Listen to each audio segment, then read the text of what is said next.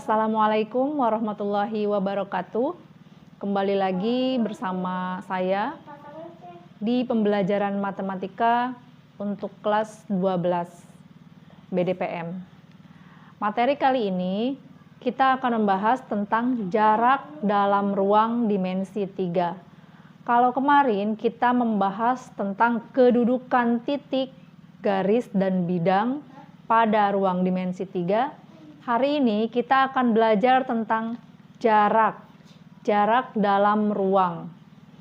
Nah, berbicara tentang jarak, dalam matematika yang dimaksud dengan jarak adalah lintasan terpendek.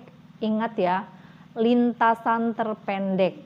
Jadi, kalau kalian nanti menemukan sebuah gambar bangun ruang, ditanya jarak, baik itu jarak antar titik ke titik, jarak antar titik ke garis, atau jarak dari garis ke bidang, yang harus diperhatikan adalah jarak tersebut haruslah lintasan terpendek yang tegak lurus. Oke, akan ada 3 pembahasan tentang jarak. Yang pertama adalah jarak antar titik ke titik. Yang kedua, jarak antar titik ke garis. Dan yang ketiga adalah jarak antara titik dengan bidang. Kita bahas satu persatu. Untuk yang pertama adalah jarak antara 2 titik. Kalian pernah belajar tentang teorema Pythagoras di kelas 8 SMP ya. Di kelas 8 yang masih ingat rumusnya. Dan ini wajib diingat. Untuk menentukan jarak antara titik ke titik, titik ke garis, rumus Pythagoras ini selalu digunakan dalam ruang dimensi 3. Oke, yuk kita ingat kembali. Jika ada panjang PR, panjang QR, dan panjang PQ.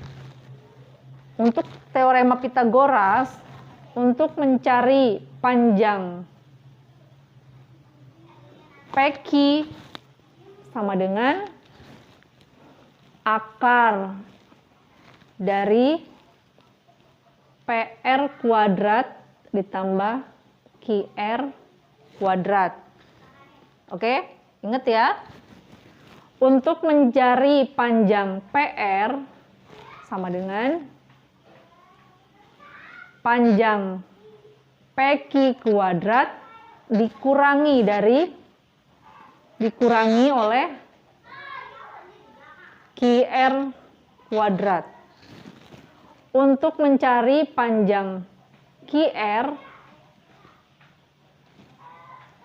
PQ kuadrat dikurangi PR kuadrat. Oke. Kalau ini sudah ingat, nanti tinggal belajar atau melatih bagaimana memvisualisasi dari kalimat soal matematika menjadi sebuah gambar. Nah, untuk yang kedua, jarak antara titik dan garis. Untuk jarak antara titik ke garis, kita harus memperhatikan bahwa misalkan ada sebuah titik P dan garis G. Untuk menghitung jarak antara titik P ke garis G harus diambil sebuah garis yang tegak lurus. Diambil sebuah garis yang tegak lurus dengan garis G. Misalkan titik P-nya di sini, maka jaraknya yang harus dicari adalah jarak yang tegak lurus. Yang dimaksud tegak lurus adalah yang sudutnya membentuk sudut 90 derajat. Ini dia, membentuk sudut 90 derajat. Bagaimanapun bentuk garisnya, dimanapun letak titiknya, harus selalu diambil yang tegak lurus. Misalkan ini garisnya miring, seperti ini. Titiknya ada di sebelah sini, titik Q-nya, maka yang harus diambil adalah garis yang tegak lurus. Misalkan titik P-nya sebelah sini, tetap harus diambil sebuah garis yang tegak lurus dengan garis L. Nah ini. Maka inilah jarak dari titik Q, misalkan di sini Q aksen, di sini P aksen. Q aksen adalah jarak dari titik Q ke garis L. Atau P aksen adalah jarak dari titik P ke garis L. Seperti itu ya. Kuncinya adalah cari yang tegak lurus. Nah, untuk yang ketiga, jarak antara titik dan bidang. Sama seperti jarak antara titik dan garis, untuk titik ke bidang pun yang dicari adalah yang tegak lurus.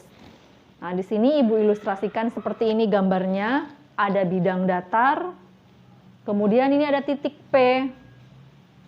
Maka yang dimaksud dengan jarak adalah yang jarak antara titik ke bidang yang dimaksud adalah garis yang tegak lurus. Kalau kalian bingung dengan gambar ini, perhatikan ilustrasi. Ilustrasi berikut ya. Misalkan ini adalah bidang datar ya. Bidang datar. Di atas sini ada sebuah garis, ada sebuah titik, maaf. Ada sebuah titik misalkan di sini. Nah, jarak antara titik dengan bidang ini harus ditarik garis yang tegak lurus dengan bidangnya. Nah, tegak lurus berarti kan seperti ini kan, membentuk sudut 90 derajat. Kalau kita ukur dengan busur derajat atau siku-siku. Bu, misalkan seperti ini bidangnya. Titiknya ada di sebelah mana? Di sebelah sini. Ya tinggal ditarik aja garis yang tegak lurus atau membentuk sudut 90 derajat. Dimanapun letak titiknya harus diambil yang tegak lurus. Contoh yang pertama, perhatikan. Diketahui balok ABCD EFGH dengan panjang AB 6 cm, BC-nya 8 cm, dan CG-nya 15 cm. Pertanyaannya adalah tentukan jarak titik A ke D, jarak titik A ke E, jarak titik E ke G, dan jarak titik B ke H. Nah, dari soal ini kita harus menggambarkan dulu baloknya seperti apa. Ingat ya, kemarin sudah Ibu ingatkan, ketika kita menggambar sebuah balok, sebuah kubus, atau bangun ruang lainnya, kita harus memperhatikan urutannya, urutan titik A, B, C, D, E, F, G, H. Di sini biasanya titik A, B, kemudian CD untuk bagian alas, kemudian EFGH untuk bagian tutupnya.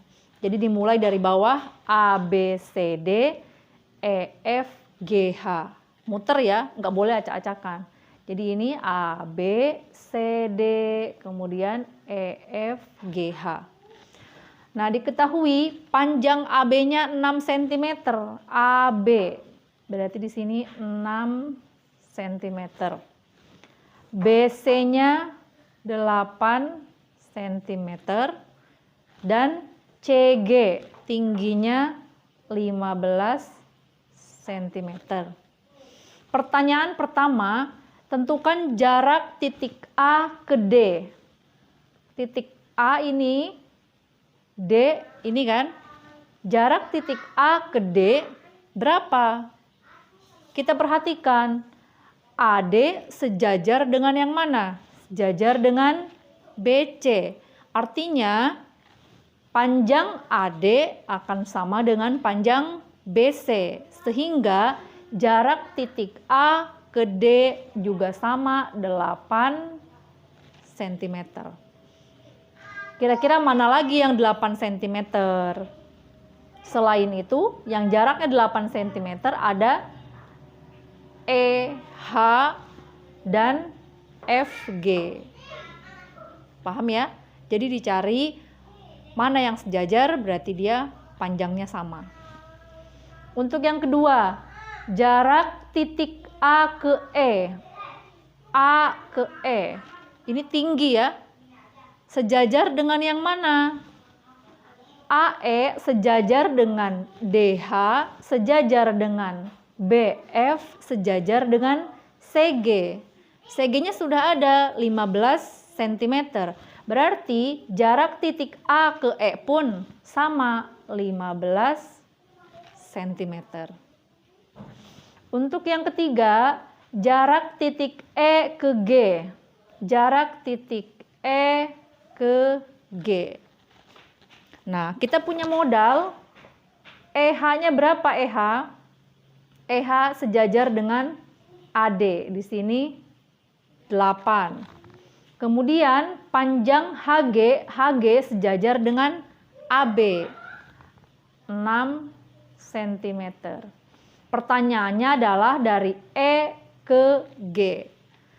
Nah, tadi di awal sudah dijelaskan kita harus pakai rumus Pitagoras. Untuk bidang ini, kalau kita gambarkan, kalau kita tarik ruas garis, gini kan ya? Ini siku-siku. Kalau digambar memang tidak siku-siku kelihatannya karena miring. Tapi aslinya balok itu antara EH dengan HG itu tegak lurus, jadi siku-siku. Nah, kalau kita pecah gambar yang ini untuk bagian C ya. Gambarnya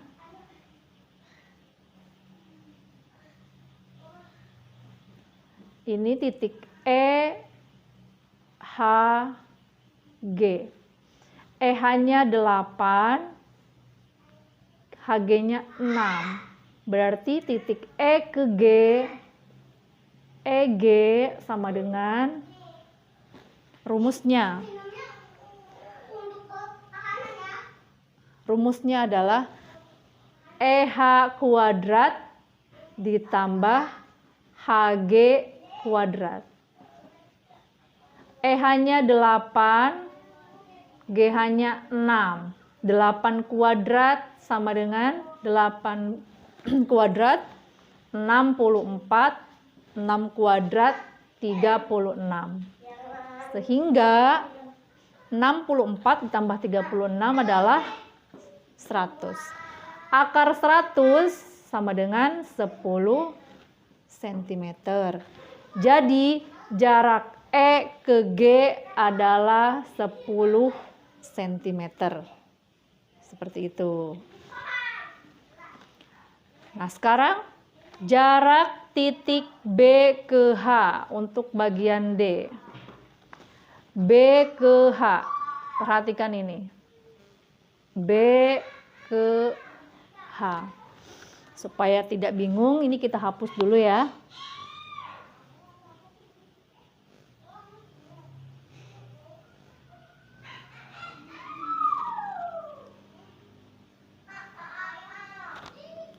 Anak-anak berisik gimana? Sekarang jarak titik B ke H. Kalau tadi E ke G itu adalah diagonal bidang, sekarang B ke H itu disebut dengan diagonal ruang. Diagonal ruang kubus ABCD EFGH. Gimana cara mengerjakannya? Sementara ini harus kita tarik garis yang menembus ke H. Nah, perhatikan garis-garis yang bisa kita tarik. Di sini ada H berhubungan dengan D. DH. DH-nya berapa senti? Karena dia DH sejajar dengan CG, maka DH-nya 15. Nah, dari D ke B, D ke B sejajar dengan E ke G karena sama-sama diagonal bidang. Perhatikan, jadi terbentuk segitiga HDB. HDB. Nah, biar nggak bingung, kita gambarkan ya.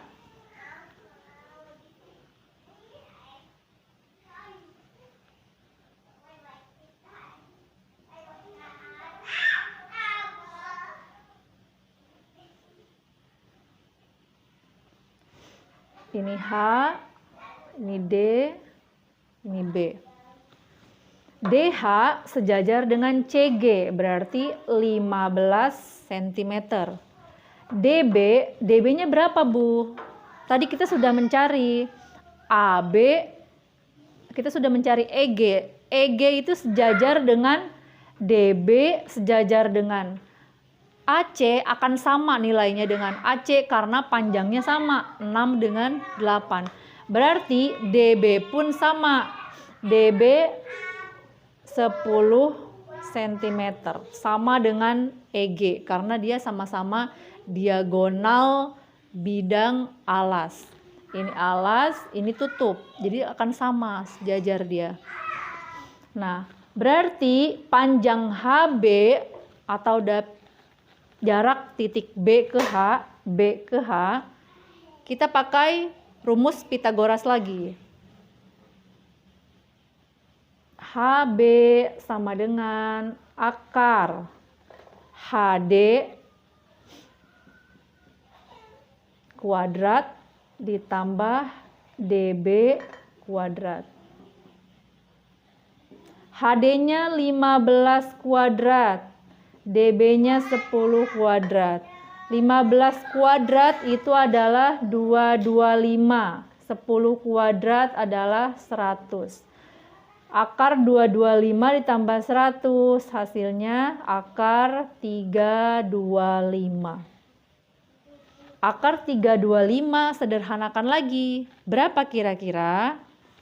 Akar 325 adalah 25 dikali 13. Akar 25-nya keluar jadi 5. Akar 13-nya tetap karena tidak ada akar 13 ya.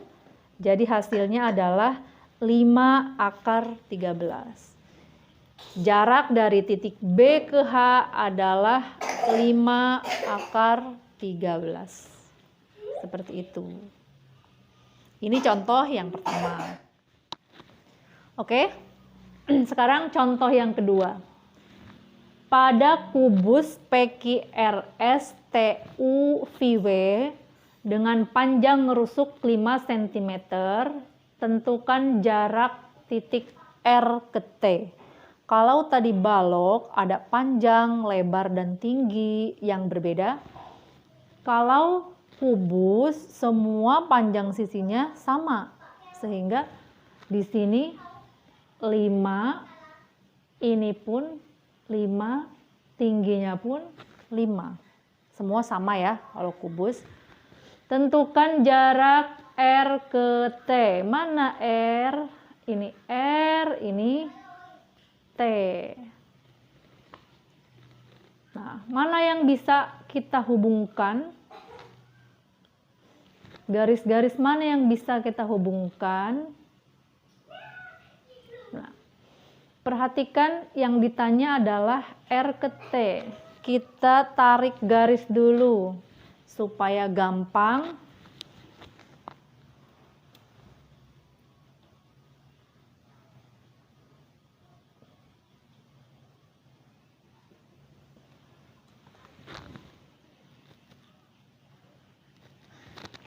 Kalau kalian bisa membayangkan, R ke T itu diagonal ruang ya. Kalau PR itu diagonal bidang. Nah, kita punya modal, ini bisa kita hubungkan ke R. Nah, jadilah segitiga TPR. Tapi kita belum tahu panjang PR-nya berapa. Nah, panjang PR kita bisa pakai segitiga PSR atau PQR. Hasilnya akan sama. karena sama-sama panjangnya 5 cm. Kita pakai segitiga PQR ya untuk mencari panjang PR. Nah, walaupun kelihatannya miring, tapi tetap kalau dia dipecah, aslinya dia tegak ya. Di sini P, ini R, ini Q, ini R. PQ-nya 5, QR-nya 5. Maka PR sama dengan akar PQ kuadrat ditambah QR kuadrat. PQ-nya 5 kuadrat plus 5 kuadrat. 25 ditambah 25 berapa? 50. Akar 50 itu sama dengan 25 dikali 2. Akar 25 5. Akar 2-nya tetap, sehingga panjang PR adalah 5 akar 2. Di sini 5 akar 2 cm. Nah, TR-nya berapa? Nah, sekarang untuk TR, panjang R ke T atau T ke R, bisa kita pakai segitiga TPR. Nah, kalau bingung bisa kita gambarkan lagi segitiga TPR.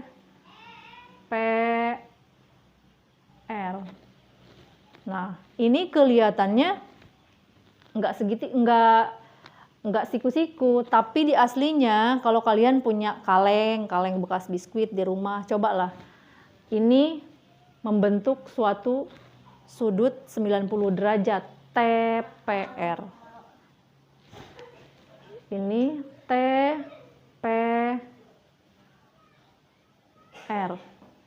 TP-nya 5, PR-nya tadi sudah ketemu 5 akar 2. Nah, sekarang TR-nya berapa? TR sama dengan akar TP kuadrat ditambah PR kuadrat. TP-nya 5 kuadrat.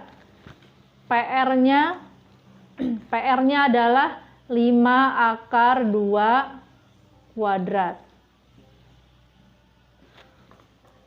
5 kuadrat itu adalah 25. 5 akar 2 kuadrat. Jangan sampai salah ya. 5 kuadrat 25. Akar 2 kali akar 2 hasilnya 2. Sehingga 25 dikali 2 sama dengan 50. Sama dengan 25 tambah 50, 75. 75 itu sama dengan 25 dikali 3. Akar 25 adalah 5, akar 3-nya tetap. Sehingga jarak dari R ke T adalah 5 akar 3 cm. Seperti itu ya. Mudah-mudahan bisa dipahami. Baiklah, sampai di sini dulu pembelajaran kita hari ini tentang jarak dalam ruang dimensi 3. Mudah-mudahan apa yang kita pelajari hari ini bermanfaat dan bisa dipahami. Terima kasih. Assalamualaikum warahmatullahi wabarakatuh.